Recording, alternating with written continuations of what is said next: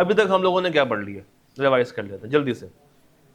Day 1 पे पढ़ा data क्या होता है, फिर पढ़ा डाटा की टाइप्स क्या होती हैं, और हर टाइप्स की आगे सब टाइप्स पढ़ ली। कल हम लोगों ने बात की डाटा के सोर्सेज, और कल कुछ बेसिक सी बात की on importance and ethical considerations. इस चैप्टर का जो वाहिद अंडरस्टैंडिंग रिक्वायर्ड टॉपिक है वो यही है, which is structure of data. तो डाटा को हम तीन तरह से स्ट्रक्चराइज कर सकते हैं, तीन तरीके से इसको कैटेगराइज कर सकते हैं। पहली कैटेगरी क्या है, स्ट्रक्चर्ड डाटा। पहली कैटेगरी क्या है, स्ट्रक्चर्ड डाटा। दूसरी कैटेगरी क्या है, अनस्ट्रक्चर्ड डाटा। पहली ये, दूसरी अनस्ट्रक्चर्ड है, और तीसरी क्या है, सेमी स्ट्रक्चर्ड डाटा। दोबारा से करते हैं। पहली कैटेगरी क्या है, स्ट्रक्चर्ड डाटा। दूसरी कैटेगरी क्या है, अनस्ट्रक्चर्ड डाटा। और तीसरी कैटेगरी क्या है, semi structured data.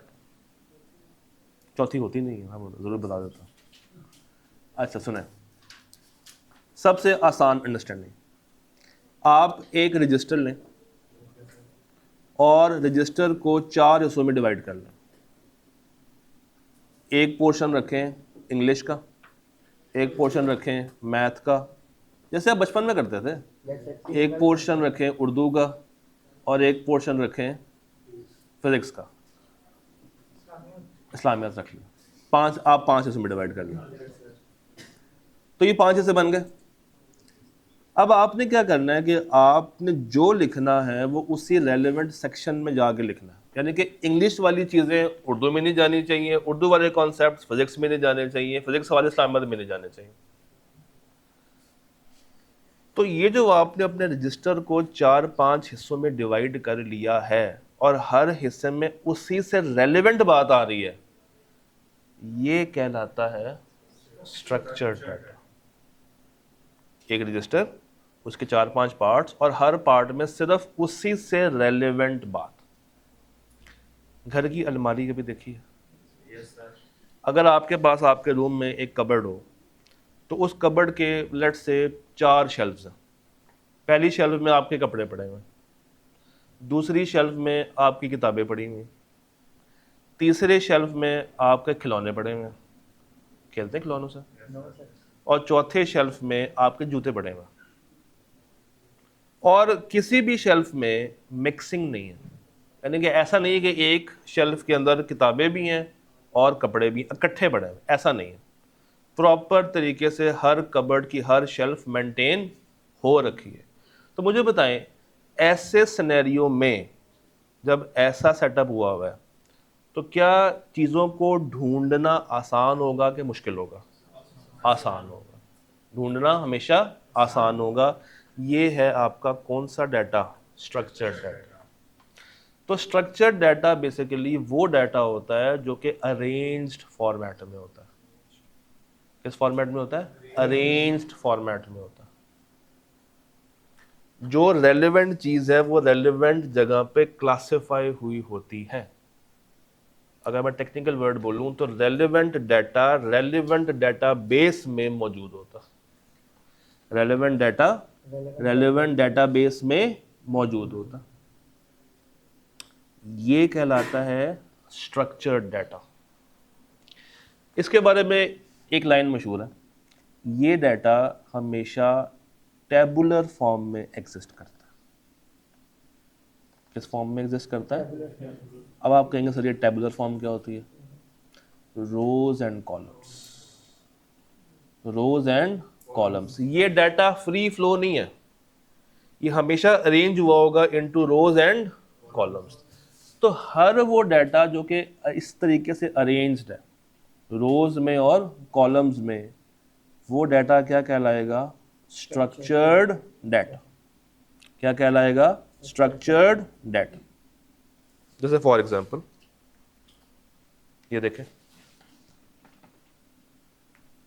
Example 1, students का रिकॉर्ड। ये क्या आ रही है आपके पास? आईडी। कितने बच्चे हैं? 3। पहले का नाम क्या है?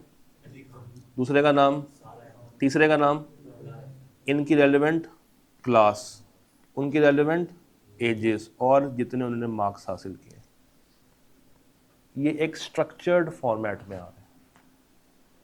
अब अगर आपसे कहा जाए कि रोल नंबर 102 का डाटा निकाल के लाओ, तो आप ढूंढेंगे नहीं, आप सिर्फ क्या लगाएंगे, फिल्टर, वहाँ लिखेंगे 102 और वो सिर्फ ये वाली रो आपको निकाल कर दे देगा।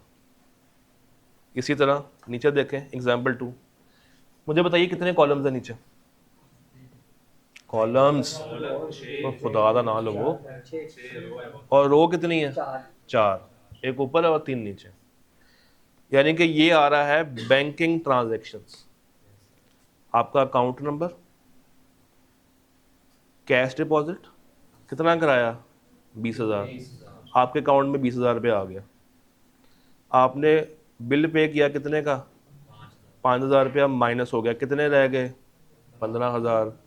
सैलरी आई 30,000 रुपया, कितने बन के हो गए, 45,000। तो ये जो आप बैंक स्टेटमेंट देखते हैं, अब मुझे बताइए बैंक स्टेटमेंट स्ट्रक्चर्ड डाटा है कि अनस्ट्रक्चर्ड डाटा, स्ट्रक्चर्ड डाटा। ये डाटा क्या है, स्ट्रक्चर्ड डाटा। तो हर वो डाटा जो कि इस तरीके से अरेंज्ड है इन रोज एंड कॉलम, और इसको हमने एक नाम दिया है, उसका नाम क्या है, टैबुलर। क्या है, टैबुलर फॉर्म में है, ये फ्री फ्लोइंग नहीं है। वो जो डाटा बोर्ड पे लिखा हुआ है, अगर हम बोर्ड दिखा सकें, बोर्ड दिखा सकें, बोर्ड, ये जो बोर्ड पे डाटा लिखा हुआ है, क्या ये टैबुलर फॉर्म पे है, ये बोर्ड है जो डाटा लिखा हुआ है, ये फ्री फ्लोइंग है, ये किसी भी स्ट्रक्चर में नहीं है। तो ये लिखा हुआ है, ये भी किसी स्ट्रक्चर में नहीं है। जो मैं आपसे बात कर रहा हूं ये भी स्ट्रक्चर्ड बात नहीं है, मैं कभी कोई बात कर रहा हूं, कभी कोई बात कर रहा हूं, कभी कोई बात कर रहा हूं। बट जो आप नोट्स बनाएंगे वो किस फॉर्मेट पे होंगे, स्ट्रक्चर्ड फॉर्मेट पे होंगे। अब मेरी बात को गौर से समझना, मैं आपसे कह रहा हूं कि क्लास में बैठे हुए आपने नोटिंग करनी है, तो आप जल्दी जल्दी से जो जो मैं बोल रहा हूं उसको नोट कर रहे हैं। ये स्ट्रक्चर्ड नहीं है, ये क्या है, अनस्ट्रक्चर्ड। घर पे बैठ के जब आप तसल्ली से उन नोट्स को देख के एक प्रॉपर शक्ल देंगे, उसको प्रॉपर शक्ल देंगे, अब अनस्ट्रक्चर्ड किस में कन्वर्ट होने जा रहा है, स्ट्रक्चर्ड में कन्वर्ट होने जा रहा है। तो ये काम कौन करता है, डेटाबेसेस। ये काम कौन करता है, नॉर्मली जो डाटा हमें मिलता है वो हमेशा अनस्ट्रक्चर्ड फॉर्म में होता है, जिसको बाद में कन्वर्ट करती है क्या, databases into what, structured data. ये देख के बताएं, ये क्या आ रहा है, इनवॉइस नंबर, साथ क्या आ रहा है, प्रोडक्ट नेम, आगे क्या आ रहा है, क्वांटिटी, आगे प्राइस, आगे टोटल। तो ये सब कुछ क्या है, स्ट्रक्चर्ड डाटा। ये प्रॉपर अलाइंड है कि इस इनवॉइस के अगेंस्ट ये चीज़ बिकी, इतनी क्वांटिटी बिकी, इस प्राइस पे बिकी, ये उसका टोटल बिल बन गया। मगर ये जो दुकानदार ने ये जो फॉर्मेट बनाया, ये तो बाद में बनाया होगा जब कस्टमर जा चुका होगा। जो उसने कस्टमर को रसीद काट के दी है, जिसमें सिर्फ ये नोटबुक 5 और 100, उसने लिखा होगा 5 × 100 = 500, जो उसने रसीद फाड़ के दी है कस्टमर को, वो स्ट्रक्चर्ड डाटा नहीं है, वो डाटा क्या है, अनस्ट्रक्चर्ड डाटा। मगर डे एंड पे जब वो इस तरीके का फॉर्मेट बना लेगा एक्सेल के ऊपर या कागज़ के ऊपर जिसमें टेबुलर फॉर्म में चीज़ें आ रही होंगी, तो ये उस वक्त क्या कहलाएगा, स्ट्रक्चर्ड डाटा। इसी तरह नीचे देखें, पेशेंट का रिकॉर्ड आ रहा है, पेशेंट नंबर 101, 102 और 103, अहमद रज़ा, सना मलिक और इमरान अली। एजेस आ रही हैं इन तीनों की, आगे क्या आ रहा है, डिजीज़, और आगे क्या आ रहा है, किस डॉक्टर को इनके हवाले किया गया था। तो अब अगर हमें बाद में देखना हो कि यार पेशेंट नंबर 102 के साथ क्या क्या हुआ, तो अगर मेरे पास डाटा स्ट्रक्चर्ड फॉर्म में नहीं होगा, मैं तो भूल जाऊंगा, परेशान हो जाऊंगा। तो डॉक्टर्स और हॉस्पिटल क्या करते हैं, उसको इस फॉर्मेट पे अरेंज करते हैं। बाद में सिर्फ एक काम करना है, क्या, फिल्टर लगाना है, फिल्टर लगा लेंगे, वहाँ लिखेंगे 102, तो 102 की जितनी भी ट्रांजैक्शंस होंगी वो सामने आ जाएंगी। तो वो पेशेंट कब आया, क्या इलाज हुआ, डॉक्टर कौन सा दिया, कितने पैसे दिए, कितना दिन उसने स्टे किया, अब उसकी तबीयत कैसी है, पहली कैसे थी, इम्प्रूवमेंट्स कितनी हैं, दवाइयाँ कौन सी दी, वो सारी हमें मिल जाएगी। और ये सब कब पॉसिबल है? Only in structured data. याद है? क्लियर? Yes sir. तो अब अगर मैं इसकी अंग्रेजी आपको दिखाऊं, जरा पढ़िएगा मेरे साथ साथ।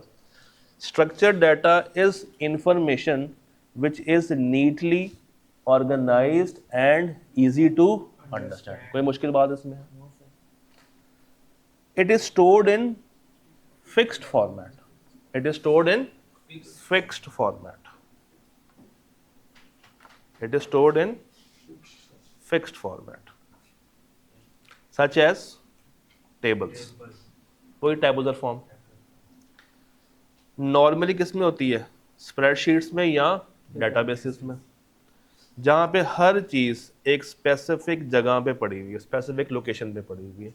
जैसे ये देखें, नेम स्पेसिफिक जगह पे आ रहे हैं, डिस्क्रिप्शंस स्पेसिफिक जगह पे आ रही है, डेबिट साइड स्पेसिफिक जगह पे आ रही है।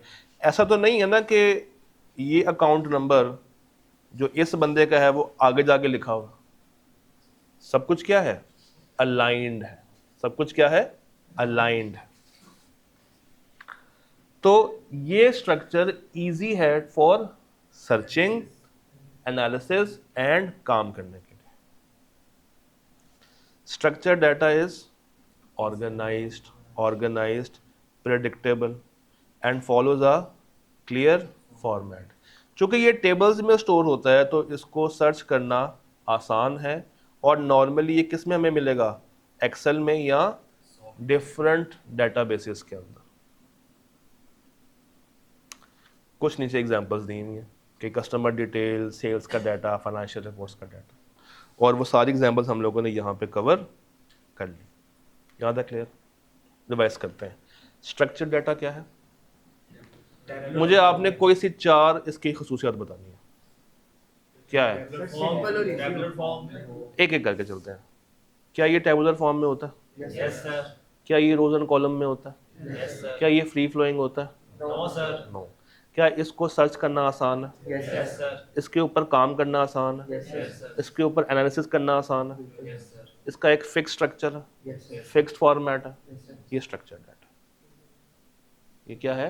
अब जरूरी नहीं है कि आप किताब के अल्फाज को लिख के रट्टा मार रहे हैं, नहीं, ये नहीं करना। आप अपने अल्फाज भी यूज कर सकते हैं। You are all allowed to use your own wordings. Clear? Sir, ये स्ट्रक्चर डाटा हर इदारे में इस्तेमाल किया जा सकता है, हर तरह के इदारे में इस्तेमाल कर सकते हैं। बैंक्स में कर सकते हैं, रिटेल साइड पे कर सकते हैं, हेल्थ केयर में कर सकते हैं, मैन्युफैक्चरर्स के साथ कर सकते हैं, लॉजिस्टिक्स में कर सकते हैं, एजुकेशनल इदारों में कर सकते हैं, गवर्नमेंट कर सकती है, रेस्टोरेंट कर सकता है, हॉस्पिटल कर सकता है, इंश्योरेंस कंपनीज कर सकती हैं। हर जगह पे जहाँ जहाँ पे डाटा मेंटेन हो रहा है वो या स्ट्रक्चर्ड होगा या अनस्ट्रक्चर्ड होगा या सेमी स्ट्रक्चर्ड होगा। तो हर तरह का डाटा हर तरह के इदारे में मेंटेन हो रहा है, और हर तरह के इदारे ने उससे क्या उठाना है? फ़ायदा उठाना। क्या उठाना है? अब अगर आई कैप में आप जाएं और एक सवाल आए, सवाल ये हो कि 8 नंबर के लिए बताओ, बैंक्स में, रिटेल में, हेल्थ केयर में और मैन्युफैक्चरिंग साइड में, किस किस में? बैंक्स, रिटेल, हेल्थ केयर और मैन्युफैक्चरिंग साइड में ये स्ट्रक्चर डाटा कैसे आप यूज़ कर सकते हैं या इसका क्या फ़ायदा होता है? तो सोच सकते हैं। चलिए मैं आपसे पूछता हूँ ना, बैंक्स में इसका क्या फ़ायदा होगा? एडजस्टमेंट उनकी जो एडजस्टमेंट, आप मुश्किल बात पहले बता देते हैं, आसान आसान से बात करते हैं ना। ट्रांजैक्शन, बैंक स्टेटमेंट किस फॉर्मेट पे होगी? स्ट्रक्चर फॉर्मेट में होगी। जो कस्टमर ने अकाउंट खुलवाए होंगे वो किस फॉर्मेट पे होगा? स्ट्रक्चर फॉर्मेट पे होगा। उसके अकाउंट में जितने पैसे पड़े हुए हैं वो किस फॉर्मेट में हमें मिल जाएंगे? स्ट्रक्चर में मिल जाएंगे। उसके अकाउंट से हुई जितनी भी ट्रांजैक्शंस हैं वो हमें कैसे मिलेंगी? स्ट्रक्चर फॉर्मेट में मिल जाएंगी। फिर अगर उस कस्टमर ने कोई लोन लिया है तो वो भी हमें कहाँ नज़र आ रहा होगा? स्ट्रक्चर फॉर्मेट में नज़र आ रहा होगा। अगर उसने उस लोन के बदले कोई चीज़ as a deposit, as a गिरवी रखवाई है तो वो हमें कहाँ पे नज़र आ रहा होगा? स्ट्रक्चर फॉर्मेट में नज़र आ रहा होगा।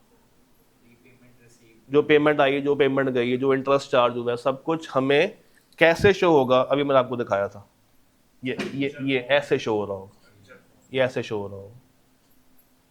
तो अब ये बात याद करने वाली, मैं आपसे कहूँगा यार उसको रटा लगाना शुरू कर दें, नहीं, इसको याद नहीं करना, ये आप खुद से लिख सकते हैं। सिर्फ 2 से 3 दफ़ा रीडिंग ज़रूर कर लीजिएगा। क्या करनी है? रीडिंग। चलिए अगली बात मैं आपसे पूछता हूँ, रिटेल क्या करेगा? रिटेलर को क्या फ़ायदा पहुँचेगा? कस्टमर की रिसीट्स उसको मिल जाएंगी, सेल्स का पता होगा कि इस कस्टमर से कितनी सेल हुई है, टोटल सेल्स उसको मिल जाएगी, कितनी आइटम्स बिकी हैं, क्या क्वांटिटी है, क्या प्रॉफिट है, क्या रिटर्न आई है। इन्वेंट्री मैनेजमेंट वो कर सकता है, स्टॉक मेंटेन कर सकता है, जो स्टॉक एक्सपायर हो रहा है उसके बारे में उसको पता चल जाएगा। 4 नंबर आ भी गए, एम्प्लॉय का डाटा भी वो निकाल सकता है। 4 नंबर आ गए। अगला क्या था? Health care. Health care means hospital. चलो अब बताओ, पेशेंट का रिकॉर्ड, कितने नंबर ऑफ पेशेंट्स आए, कौन सा डॉक्टर असाइन हुआ, उनको क्या दवाएं दी गई, कौन सी बीमारियां थी, हमारे पास कितने बेड मौजूद हैं, हमारा स्टाफ कितना है, हम लोग उनको कितना टाइम तक मज़ीद सर्व कर सकते हैं, मशीनरी कौन सी यूज़ हो रही है, ये सब चीज़ें। लॉजिस्टिक्स में क्या आएगा? लॉजिस्टिक्स में कंटेनर्स आ गए हमारे पास, कंटेनर्स हैं हमारे पास, डिलीवरी करने के लिए कितनी व्हीकल्स मौजूद हैं, ड्राइवर्स कितने हैं, उनका रिकॉर्ड अलग से मेंटेन हो रहा होगा, वेयर हाउसेस का डाटा अलग से मेंटेन हो रहा होगा, चलान्स कितने हुए हैं, फ्यूल चार्जेस। जब तक आपने अपना डाटा अरेंज्ड नहीं किया होगा ये काम आप नहीं कर सकते। अच्छा मुझे बताना, एक तरफ स्ट्रक्चर्ड डाटा, एक तरफ अनस्ट्रक्चर्ड डाटा है, किस डाटे को यूज़ करते हुए मैं सही डिसीजन मेकिंग कर सकता हूँ? Structure data. ये पढ़ लो, ये वही बातें जो तुमने मुझे बताई हैं, पढ़ो खुद ही, तसल्ली से पढ़ो।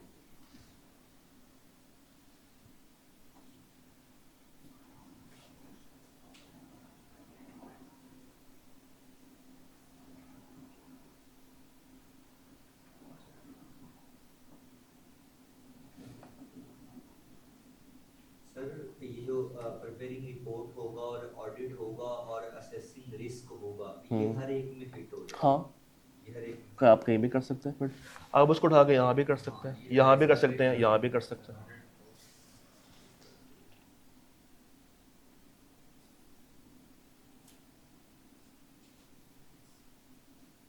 तसल्ली से रीड कर लें, अगर कोई चीज़ मुश्किल लग रही है तो मुझे बताइएगा।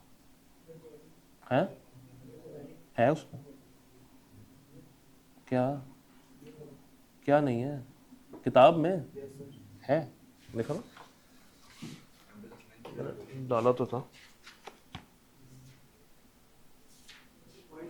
वो, यहाँ मैंने थोड़ा सा आगे पीछे किया होगा, चीज़ें वही हैं। मैं ये वाली चीज़ें भी आपको भेज दूंगा, यहाँ पे ज़्यादा स्मूथली मैं ये वाली बातें भी आपको भेज दूंगा। ज़्यादा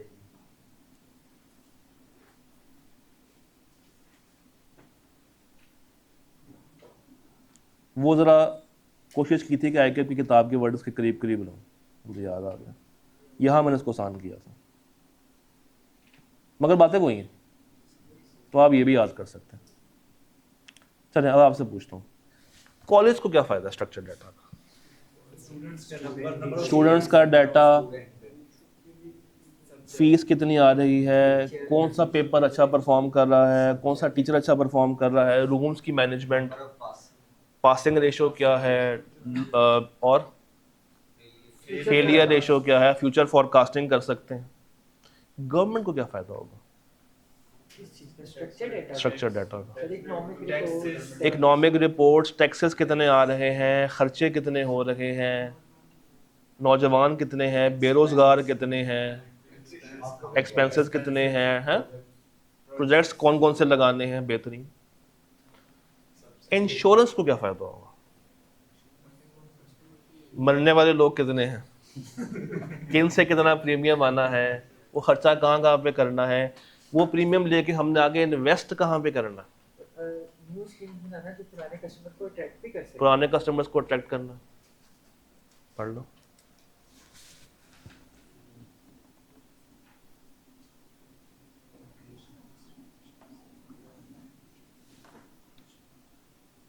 सर इसमें तो हम बैंक वाला भी लिख सकते हैं। लिख सकते तो ये हैं, बैंक बिल्कुल से लिख बिल्कुल सकते connected हैं, होते हैं। बिल्कुल बिल्कुल बिल्कुल लिख सकते हैं,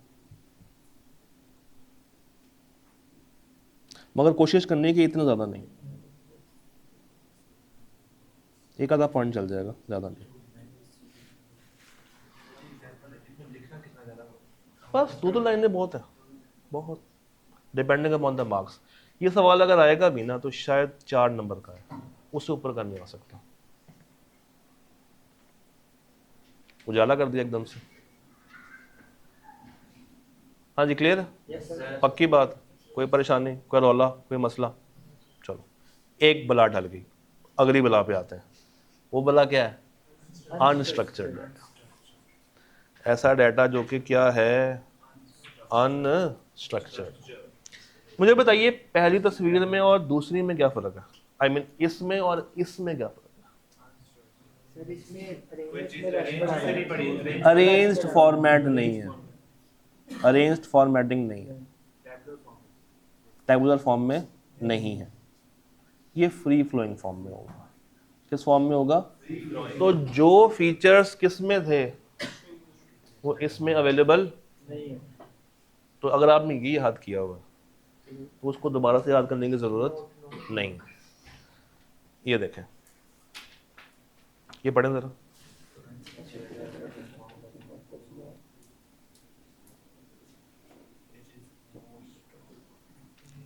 ये प्री डिफाइंड फॉर्मेट फॉलो नहीं करता, मगर वो करता था। वो टेबुलर फॉर्म में था, ये टेबुलर फॉर्म में नहीं होगा, ये फ्री फ्लोइंग फॉर्म में होगा। इसकी एग्जांपल्स आपको होनी चाहिए पता, text, image, audio and video. तो सर जिस तरह हम इंसान ही बनाता है नॉर्मली, आज का तो AI भी आ गया। हाँ, एक वर्ड का डॉक्यूमेंट तैयार करते हैं कर लिया। तो उसमें भी हम फिर स्प्रेडशीट से चीज़ें उठा के पेश करते हैं। अगर तो उस वर्ड के डॉक्यूमेंट में आपने टेबल्स यूज़ किए हुए हैं तो वो स्ट्रक्चर्ड है, मतलब कहीं कहीं पूरी और अगर फाइल आपने सिर्फ ऐसे लिखा हुआ है, तो सिर्फ ऐसे लिखा हुआ है तो वो अनस्ट्रक्चर्ड है। अगर ऐसे के अंदर टेबल्स भी आ रहे हैं तो वो सेमी स्ट्रक्चर्ड है। अभी करते हैं उसके ऊपर बात। और अगर पावर पॉइंट की प्रेजेंटेशन है जिसमें ये सब कुछ आ रहा है, अनस्ट्रक्चर्ड है। हाँ जी, इसका कोई कंसिस्टेंट फॉर्मेट नहीं है, इसका कोई कंसिस्टेंट फॉर्मेट नहीं है। ये लार्ज वॉल्यूम में होगा, किस प्लेटफॉर्म पे होगा? डिजिटल अवेलेबल होगा। ट्वीट क्या है? स्ट्रक्चर्ड के अनस्ट्रक्चर्ड? अनस्ट्रक्चर्ड। मोबाइल से बनाई हुई वीडियो क्या है? अनस्ट्रक्चर्ड, आपके व्हाट्सएप के ऊपर वॉइस नोट क्या है? फेसबुक के ऊपर पोस्ट क्या है? टेबुलर फॉर्म क्या है? स्ट्रक्चर। टेबुलर फॉर्म क्या है? स्ट्रक्चर। एक्सेल क्या है? वर्ड के ऊपर लिखा हुआ है ऐसे क्या है? अनस्ट्रक्चर्ड। और वर्ड के ऊपर आपने जो टेबल्स बना के डाटा डाला वो क्या है? वो स्ट्रक्चर। कुछ एग्जांपल्स देख लेते हैं। हाँ, इसके लिए जरूरी है कि टॉपिक एक ही हो, आप कोई भी डाटा अपडेट कर रहे हो तो कुछ भी कर लें। जैसे कि यूट्यूब चैनल है, उस पे हम डाटा DRS की वीडियोस डेली बेस पे अपलोड कर रहे हैं, फिर वो अनस्ट्रक्चर्ड तो नहीं होगा, वो स्ट्रक्चर्ड डाटा होगा। वो अगर बैकएंड के ऊपर उसका डेटाबेस मेंटेन हो रहा है, उनको पता है कि कौन सा यूजर किस डाटा को कब अपलोड कर रहा है, वो उनके लिए स्ट्रक्चर्ड होगा। हाँ, नहीं लेकिन हम एक प्लेलिस्ट बना रहे हैं डेली बेस की, हम एक वीडियो अपलोड कर रहे हैं, बिल्कुल। तो मेरे ख्याल में वो नहीं होगा अगर तो unstructured। सुनो, अगर तो बैकएंड के ऊपर कोई डेटाबेस है जी, तो वो स्ट्रक्चर्ड है। तो जहाँ पे स्टोर हो रहा है वहाँ पे बैकएंड पे डेटाबेस हो। स्टोरेज और है, प्लेलिस्ट जैसे दिखा रहा है। स्टोरेज और है। वीडियो आपने मोबाइल से शूट की, जी, वो स्टोर कहाँ पे हो रही है? मोबाइल में हो रही, मोबाइल में हो रही। Mobile is not a database, mobile is a device जो कि सिर्फ अपनी मेमोरी में उसको स्टोर करके बैठा हुआ है। ठीक है, इसके बैकएंड के ऊपर कोई एक्सेल की फाइल मेंटेन हो रही, कोई टेबुलर फॉर्म में डाटा आ रहा है, अनस्ट्रक्चर्ड है। यूट्यूब के केस में, नेटफ्लिक्स के केस में हम जो जो अपलोडिंग करते हैं वो सर्वर्स पे जाकर स्टोर होती है, और सर्वर्स जुड़े हुए हैं डाटा सेंटर्स के साथ। वो डाटा सेंटर्स बनाते हैं क्या? डेटाबेस। और अगर यूट्यूब हैक हो जाए, ये आपका व्हाट्सएप हैक हो जाए, तो उनके पास इसका बैकअप मौजूद होता है। क्यों? क्योंकि उनके पास क्या मेंटेन्ड है, डेटाबेसेस मेंटेन्ड है, तो वो उनके लिए क्या बन जाएगा, स्ट्रक्चर्ड डाटा। मगर वीडियो इटसेल्फ, देखो वीडियो इटसेल्फ अनस्ट्रक्चर्ड है, मगर उसके पीछे का डाटा कि किसने अपलोड की, कब अपलोड की, किस टाइम पे अपलोड की, इसको कहते हैं, सुन लो, इसको कहते हैं मेटा डाटा। एक वर्ड लिख लें, ये भाई ने बात छेड़ दी, मेटा डाटा। हाँ हाँ, एक वर्ड लिखें, Meta data. Meta data, Meta data, इसको कहते हैं डाटा के पीछे डाटा। डाटा के पीछे डाटा यानी कि डाटा की हिस्ट्री। डाटा की हिस्ट्री, आपने जब भी कभी एक्सेल यूज किया हो या पावर पॉइंट यूज किया हो, तो वो बताता है कि लास्ट लॉगिन किस टाइम पे था, लास्ट फाइल कब सेव हुई थी, लास्ट ऑथर कौन सा था। That is Meta data. Data के पीछे डाटा कि किसने लॉगिन किया, किसने काम किया, कब सेव हुआ, जो एक लॉग मेंटेन होता है, वो लॉग क्या है, मेटा डाटा। डिसेंट्स वाले इसमें नहीं आएंगे, वो भी इसमें आएंगे। डिसेंट्स जो आते हैं हमारे पास, एक एक सेकंड के पीछे जो भी डाटा जा रहा है वो क्या बनता जा रहा है, वो जो करंट नहीं है, जो पीछे का हो गया है, वो मेटा में चला जाएगा। ये देखें कुछ एग्जांपल्स। कस्टमर फीडबैक, जरा पढ़ें इसको। I love the new backpack collection, but please improve the zipper quality। ये एक फीडबैक है। दूसरा फीडबैक पढ़ा, डिलीवरी लेट हुई by 3 days, I am very disappointed। तीसरा फीडबैक पढ़ा। तो ये 3 फीडबैक्स के एक ही तरह के हैं? नहीं। और ये टेबुलर फॉर्म में आ रहे हैं? तो ये डाटा क्या है, अनस्ट्रक्चर्ड। ये फ्री फ्लोइंग है, कोई भी कमेंट लिख के चला जाए। नीचे देखें, ये पढ़े, image of a customer holding a new debit card. भी आपसे अक्सर बैंक कहता है कि हमें तस्वीर भेजें। जब आपको कार्ड मौसूल हो गया है, ये चेकबुक मौसूल हो गई है, तो हमें सबूत के तौर पे तस्वीर खींच के भेज दें कि हाँ हमने रिसीव कर ली है। वो तस्वीर क्या है, अनस्ट्रक्चर्ड डाटा। जो आप ट्विटर पे ट्वीट करते हैं, अनस्ट्रक्चर्ड डाटा। जो आप वीडियो बनाते हैं, अनस्ट्रक्चर्ड डाटा। जो वो तस्वीर की फॉर्म में आती है, वो तस्वीर अनस्ट्रक्चर्ड डाटा है, मगर वो जो अपने पास सेव कर रहे हैं उनके लिए वो स्ट्रक्चर्ड डाटा है। हमारे पास तो फोटो आती है ना, या मैसेज आता है, तो हमारे लिए वो अनस्ट्रक्चर्ड है। बट चूंकि वो मेंटेन कर रहे हैं कि जनाब इस बंदे ने इस अकाउंट से इतने पैसे ट्रांसफर किए, वो टेबुलर फॉर्म में जा रहा है, तो for them it is structured, for us it is unstructured. तीसरा पढ़े जरा। हाँ, स्ट्रक्चर्ड डाटा होने के लिए लाजमी है कि हमारे पास ही डेटाबेस में स्टोर हो। स्ट्रक्चर के लिए लाजमी ये है कि जो भी उसको क्रिएट कर रहा है वो टेबुलर फॉर्म में क्रिएट कर रहा हो, यानी कि डेटाबेसेस में क्रिएट कर रहा हो। जैसे कि अब जैस कैश का कहा, तो वो एक रसीद हमारे पास बन के आ रही है, वो मुकम्मल तौर पे हमारे लिए अनस्ट्रक्चर्ड है। जैसे एडमिशन फॉर्म आपने फिल किया, आपने इसकी कॉपी करा ली, वो अनस्ट्रक्चर्ड है। मगर एडमिशन फॉर्म का डाटा जब ये अपने सिस्टम में एंटर करेंगे तब क्या बन जाएगा, ये सीन है। तीसरा वाला पढ़े, डॉक्टर का हैंड रिटन प्रिस्क्रिप्शन, जो डॉक्टर आपको लिख के देता है कि जनाब ये आपको मर्ज है, ये आपने दवाई खानी है, ये क्या है, unstructured. MRI scan, x-ray scan, ये क्या है, अनस्ट्रक्चर्ड। वॉइस रिकॉर्डिंग्स क्या है, अनस्ट्रक्चर्ड। डन। फिर कभी कभी कुछ सेंसर्स लगे होते हैं मशीनों के साथ, जो कि आपको उस मशीन के बारे में बताते हैं कि मशीन की परफॉर्मेंस कैसे है। तो वो जो डाटा हमें सेंसर्स के थ्रू आ रहा है, जो नज़र आ रहा है, वो भी क्या है, अनस्ट्रक्चर्ड। वो भी क्या है, अनस्ट्रक्चर्ड। बट अगर वही मशीन बैकएंड के ऊपर किसी डेटाबेस से कनेक्ट है और वो हमें डाटा प्रोवाइड कर रही है इन टेबुलर फॉर्म, तो तब क्या बन जाएगा, तब वो स्ट्रक्चर्ड में कन्वर्ट हो जाएगा। सिंपल सी बात आपने जो ज़हन में रखनी एग्जाम के लिए वो ये रखनी है कि बाय डिफ़ॉल्ट मैक्सिमम डाटा जो हम हासिल करते हैं या जो हम क्रिएट करते हैं वो नॉर्मली किस फॉर्म पे होता है, अनस्ट्रक्चर्ड, और इसको कन्वर्ट करना पड़ता है इनटू स्ट्रक्चर्ड डाटा। कैसे करेंगे? By using databases, by using databases. अच्छा, क्यों करते हैं कन्वर्ट? ताकि हम डिसीजन मेकिंग कर सकें, उसको एनालाइज कर सकें, उसके ऊपर काम शाम कर सकें। डन? क्लियर? क्लियर। चलो, अब बात तो वही है, इसके भी कोई ना कोई फ़ायदे हैं, और ये इदारे भी वही हैं। देखिए वही है, रिटेलर, हॉस्पिटल, बैंक, सब कुछ तो वही है। तो अब ज़रा मुझे बताइए, रिटेलर को ये इन्फॉर्मेशन से क्या क्या फ़ायदा पहुंचेगा? स्ट्रक्चर में तो आपने मुझे बता दिया ना कि वो डेटाबेस मेंटेन कर रहा है, कितनी सेल हुई, कितनी परचेज हुई, क्या क्वांटिटी बिकी है, वो सब कुछ आप लोगों ने बता दिया। अनस्ट्रक्चर्ड डाटा का क्या फ़ायदा होगा रिटेलर को? कमेंट्स, जो उसको फीडबैक आएगा, जो उसको फीडबैक आएगा वो उसके लिए फ़ायदेमंद चीज़ है। इसी तरह मुझे बताओ, हॉस्पिटल्स वालों के लिए ये कहाँ पे उसको मिलेगा? डॉक्टर की hand written prescription, MRI scan, x-ray scan. Banks में,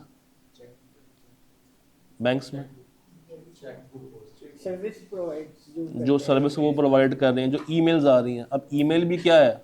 अनस्ट्रक्चर्ड डाटा, मैसेजेस। हाँ, देखो चेक बुक तो एक फिजिकल चीज़ है ना, उसमें क्या है, ये पढ़े ज़रा।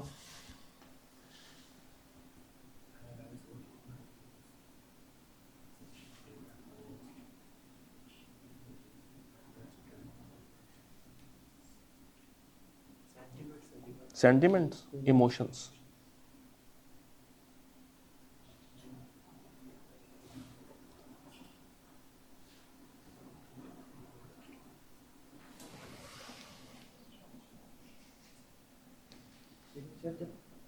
कस्टमर है, रिटेलर है, वो ऑनलाइन है, ये तो उसको करना पड़ता है जो ऑनलाइन प्लेटफॉर्म पर है। ठीक है, जो कस्टमर चल के आएगा वो ज़बानी तो फीडबैक देगा ना। हाँ वो है, या जो उसको ज़बानी फीडबैक आ रहा है वॉइस के ऊपर, वो भी अनस्ट्रक्चर्ड। हाँ, तो आप कहते हैं कि भैया तुम्हारी ये चीज़ एक्सपायर्ड है, उसको आपने फीडबैक तो दिया ना, वो रिटर्न फॉर्म में नहीं है मगर ओरल तो है, और वो अनस्ट्रक्चर्ड है। डन है? इसी तरह कुछ टेलीकॉम कंपनीज, मीडिया वाले, मैन्युफैक्चरर्स, एक दफ़ा रीड कर ले फिर मैं आपको बताता हूँ। टेलीकॉम कंपनीज जो सोशल मीडिया के ऊपर उनके खिलाफ या उनके हक में कैंपेन्स चल रही होती हैं, मैं सिम की प्राइस ये है, हम इतने मिनट्स दे रहे हैं, ये सब कुछ क्या है? Unstructured data. मीडिया, जो ऑडियो फाइल्स हैं, जो वीडियो फाइल्स हैं, जो भी सोशल मीडिया के ऊपर पड़ा हुआ कंटेंट है, ये भी क्या है? Unstructured data. मैन्युफैक्चरर्स जो रिपोर्ट्स मेंटेन कर रहे हैं, ये कहाँ पे जाएगी? अनस्ट्रक्चर्ड में जाएगी, अनलेस कि उसके पीछे कोई टेबुलर फॉर्मेट मौजूद ना हो।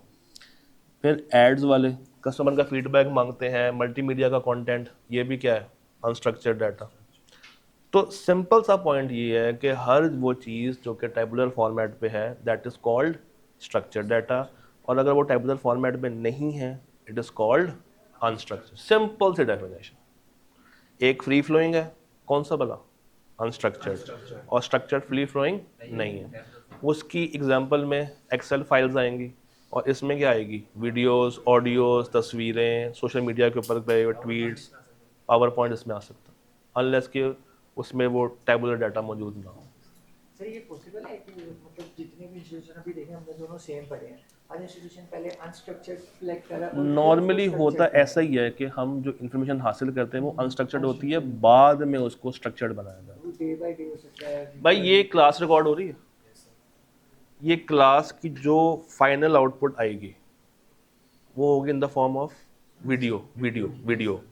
वो वीडियो एक अनस्ट्रक्चर्ड डाटा है, वीडियो इटसेल्फ।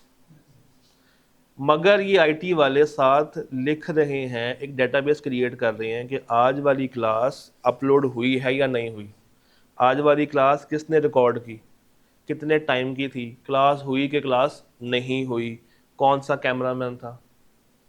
ये डाटा क्या है? स्ट्रक्चर्ड। और वीडियो इटसेल्फ क्या है? अनस्ट्रक्चर्ड। तो ये आपने फर्क रखना है। ये क्या है? कस्टमर रिकॉर्ड्स क्या है? स्ट्रक्चर्ड, फाइनेंशियल स्ट्रक्चर्ड,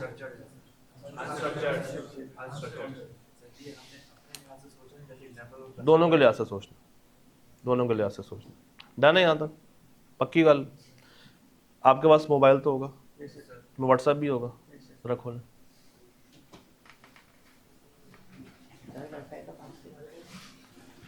चलो कोई एक खोले जिसके पास नेट आ रहा हो, खोल लिया। इसमें लिखें सैड, किसी भी चैट में जाके लिखें सैड, ऊपर से भी या किसी चैट के अंदर? किसी चैट के अंदर भाई आ गया ना, आया ना इमोजी? देखिए सबका आया, क्यों आया? सिस्टम को क्या पता कि सैड का मतलब क्या होता? इसे कैसे पता चला? नहीं, ये इससे पहले भी था ये भाई। हम तो ये कहते हैं ना कि मशीन जो है वो इमोशनलेस है, ये कहते हैं ना। इंसान में और मशीन में फ़र्क क्या है? इंसान के अंदर दिल, गुर्दा, दिमाग है, इमोशंस है, और होता है, हंसता है। मशीन तो नहीं करती है काम। वो स्टैंड पूरा दिन ऐसे ही पड़ा रहा है, वो रोएगा कि मैं थक गया हूँ, बट अगर हम खड़े रहें पूरा दिन, हम कहेंगे हम थक गए। Why an emoji coming out? जबकि इसको तो पता ही नहीं होना चाहिए कि इमोशंस क्या होते हैं। चलिए ज़रा हैप्पी लिखें, फिर आ जाएगा।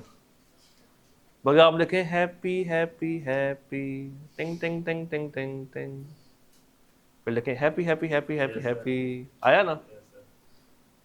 ऐसा क्यों? ऐसा इसलिए क्योंकि एक कॉन्सेप्ट होता है सेंटीमेंट एनालिसिस।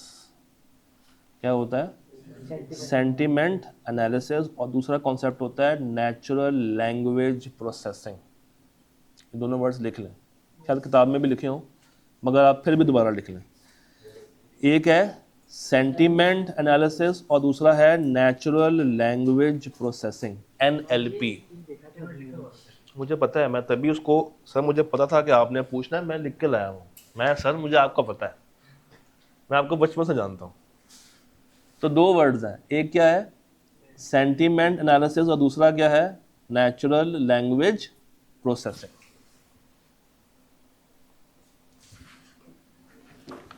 सेंटीमेंट एनालिसिस और नेचुरल लैंग्वेज प्रोसेसिंग लिखा होगा। Yes sir. अब ये है क्या? देखो, बीइंग कस्टमर, लेट्स से हम जितने भी बच्चे क्लास में हैं इंक्लूडिंग मी, हमने SBI से कोर्स बाय किया डाटा का, ठीक? अब SBI ने आपसे कहा कि आपने हमारे फेसबुक पेज पे जाना है और जाके उसके नीचे अपने अपने फीडबैक, अपने अपने कमेंट्स डालने हैं। ये किसने कहा? SBI ने कहा। और वो कमेंट्स हज़ारों की तादाद में आना शुरू हो गए। अब SBI के लिए ये पॉसिबल नहीं है कि वो हर एक एक कमेंट को बैठ के पढ़े, एनालाइज करे, रीड करे। तो भाई यहाँ पे हम किसकी हेल्प लेंगे? AI की हेल्प लेंगे।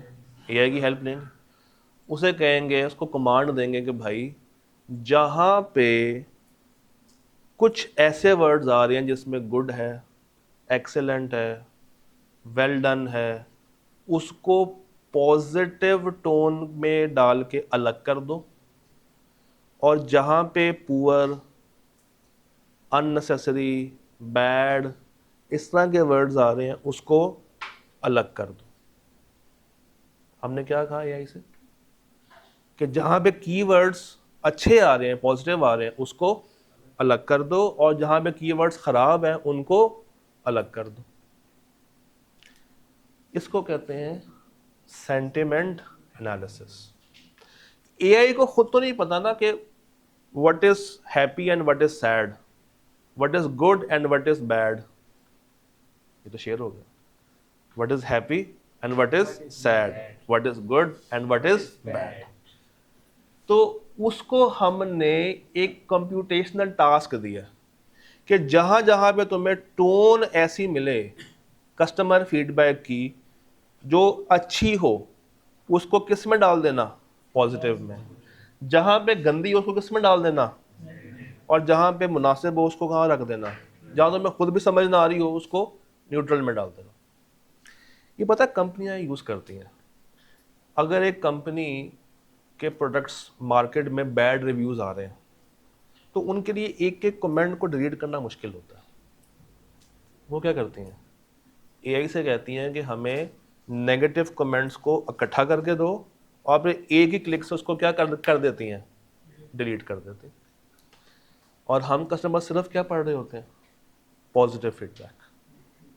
This process is called sentiment analysis, कि हम एआई को खुद से बता रहे हैं कि भाई क्या अच्छा है क्या बुरा है, उसके मुताबिक क्या करो, क्लासिफिकेशन करो, एंड आफ्टर डूइंग दैट जो नेगेटिव है उसको साइड पे कर दो और जो पॉजिटिव है उसको रहने दो। मगर क्या उसको ये ज़बान पता है? नहीं। तो ये ज़बान सिखाएगा कौन? हम इंसान। ज़बान कौन सिखाएगा? हम इंसान। सिखाने के बाद हम कहेंगे यार ये तो ज़बान दराज हो गया है, अब तो ये हमारे आगे बोलता है। This is called natural language processing, a field of artificial intelligence that enables computers to understand, interpret and manipulate। 3 words हैं, अंडरस्टैंड करना, उसको इंटरप्रेट करना, प्रोसेस करना, और फिर खुद मैनिपुलेट करना, खुद से क्रिएट करना। व्हाट? ह्यूमन लैंग्वेज, जो कि कहाँ भी यूज होती है, सेंटिमेंट एनालिसिस में। और ये नॉर्मली कौन करते हैं? चैटबॉट्स। ICAM की वेबसाइट पे जाए ना तो आपको चैटबॉट मिलेगा, उससे आप जो मर्जी सवाल पूछना है वो आपको जवाब देता रहेगा, मगर उसकी इंफॉर्मेशन भी क्या है, लिमिटेड है, अनलेस कि आप उसमें मजीद चीज़ों को प्लग इन नहीं करें। डन? कोई परेशानी, कोई मसला? पक्की बात है? श्योर? लॉक कर दिया जाए?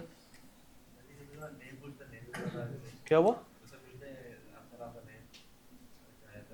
तो वो तो कोई भी नाम दे देगा, आपने मुझसे उसका आईडी कार्ड मांग लिया कि मुझे आईडी कार्ड भी दें साथ, कभी मांगा? नहीं। अच्छा जी चले आगे, चले आगे। अच्छा अब जरा मुझे बताइएगा, ओ भाई सुन ले, ये तीसरे वाले में क्या फर्क है?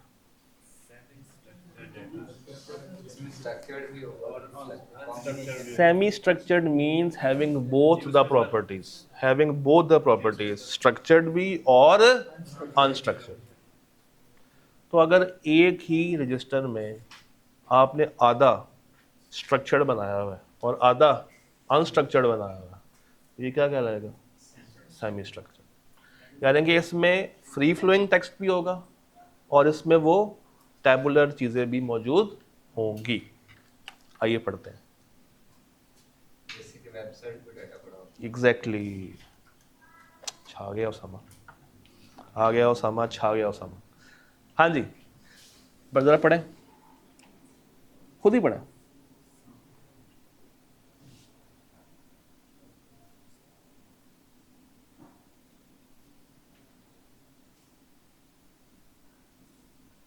ये वर्ड तो आपको पता है ना?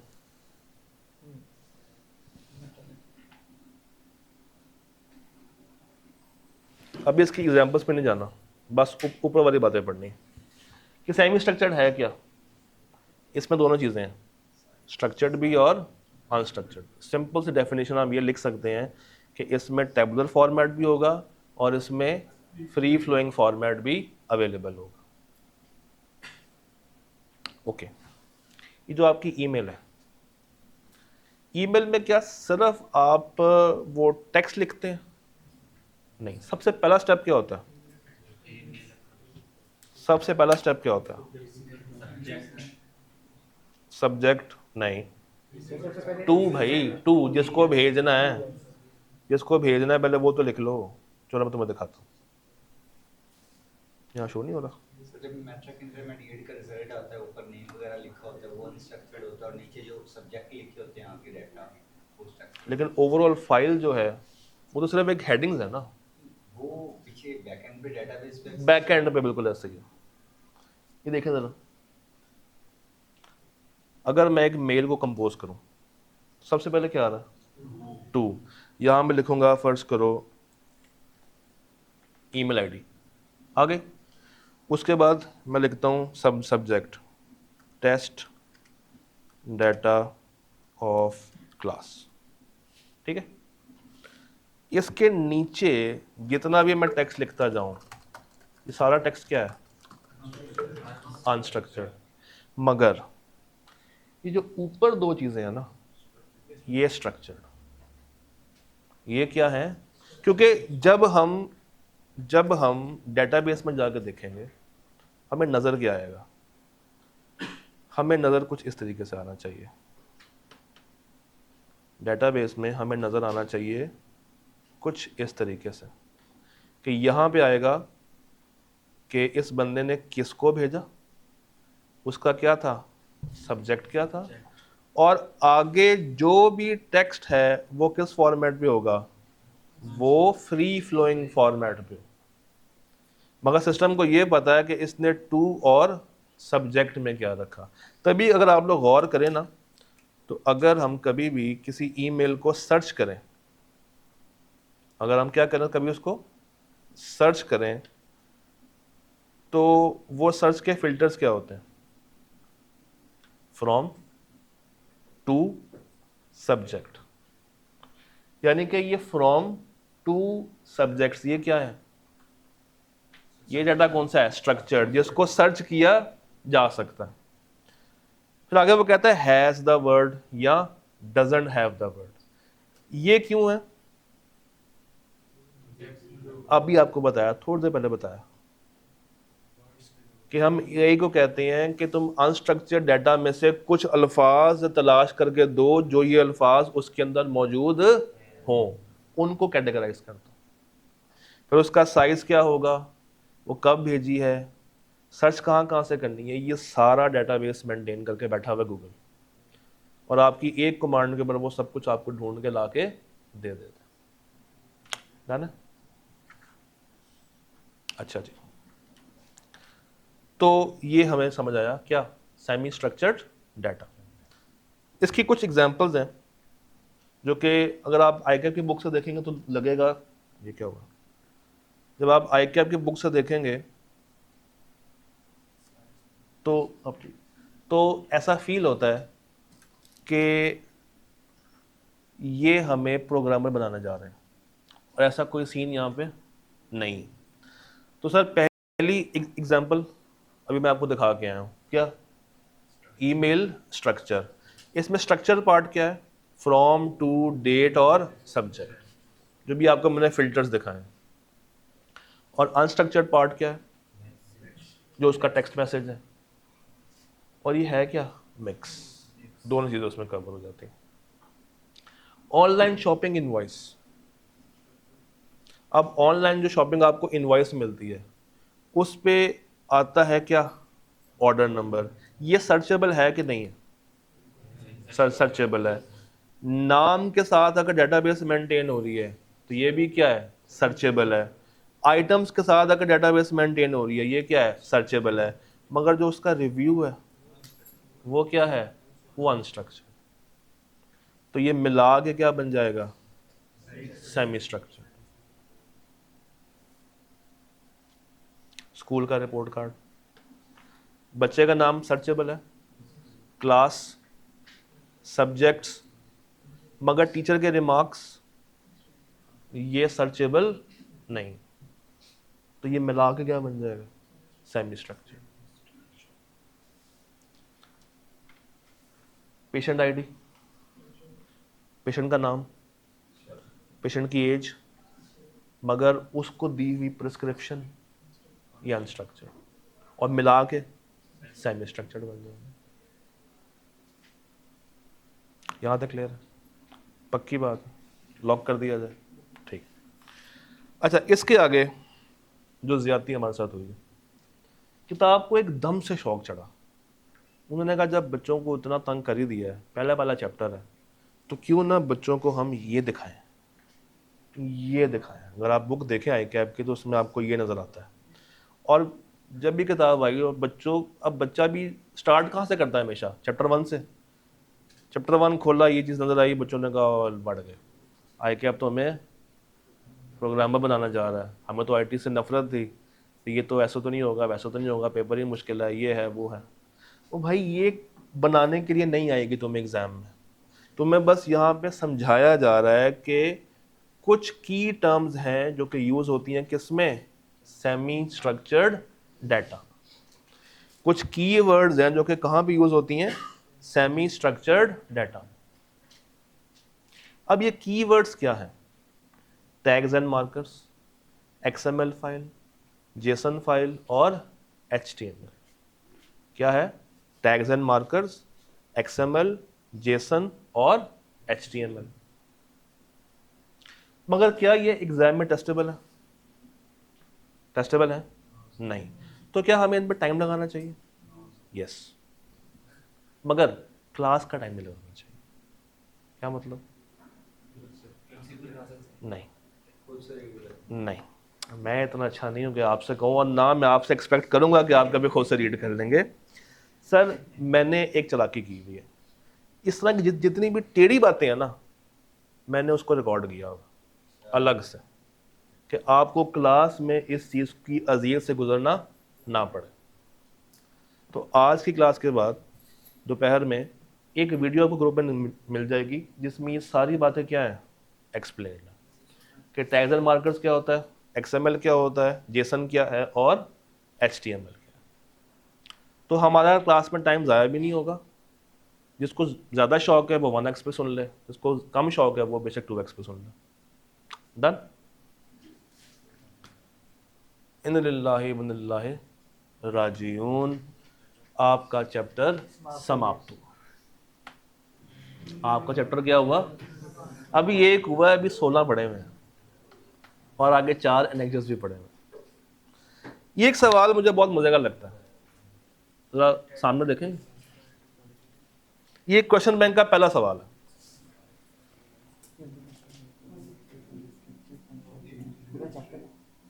ये पूरा चैप्टर ने एक सवाल में सब कुछ पूछ लिया।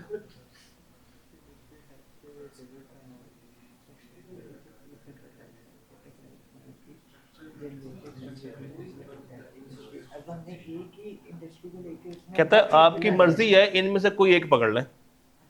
आपकी क्या है, मर्जी है, कोई भी एक पकड़ लें। तो ये सवाल अब आपका होमवर्क असाइनमेंट है। आपने क्या करना है, आपने ग्रुप्स बना लेने हैं। आइए ग्रुप्स बनाते हैं, ज़रा होते हैं इकट्ठे। मतलब कुछ 3 कैटेगरी चाहिए मुझे यहाँ पे, ABC। ज़रा अपने दोस्तों के साथ मिल जाएं। कुछ लोग यहाँ जमा हो जाएं, कुछ सेंटर में आ जाएं, कुछ वहाँ बैठे रहें। आप साइड में बैठे हुए ना, आप उधर चले जाएं ज़रा सेंटर में, वो जो चेयर खाली है। आप इधर ही रहो, आप इधर आ जाओ, आप इधर आ जाओ, आप इधर हो जाओ, आप इधर हो जाओ। वो इधर होना या उधर हो जाना यार। अच्छा, एक तो दोनों मूव कर रहे हैं, मैं कह एक कर रहा हूँ, मूव दोनों कर रहे हैं। इधर हो जाओ। सर, ये जो लाइन है इंक्लूडिंग उसामा, आप उधर के हो, हाँ जाओ। ये जो लाइन है, इन्होंने ये सवाल सॉल्व करना है हेल्थ केयर के पॉइंट ऑफ व्यू से। ये जो लाइन है, इन्होंने ये सॉल्व करना है रिटेल पॉइंट ऑफ व्यू से, और आपने ये सॉल्व करना है फाइनेंस के पॉइंट ऑफ व्यू से। अल्हम्दुलिल्लाह, ठीक है, हो जाएगा। पक्की गल, पक्की गल, लॉक कर दिया जाए। श्योर। कल भी आपको मैंने टास्क दिया था, वो क्लियर है, कोई प्रॉब्लम तो नहीं है। जो बाकी बच गए हैं वो भी करना है। डन। कल मिलते हैं। सर एक चीज ये है कि मतलब हमने हाँ बोलो। हाँ, उसमें ईच डाटा, उसकी सब टाइप और उसकी कैटेगरी सब के बारे में सब कुछ सब कुछ सब कुछ सब कुछ। ठीक है जी, अल्लाह दे वाले। अब मेरे एंड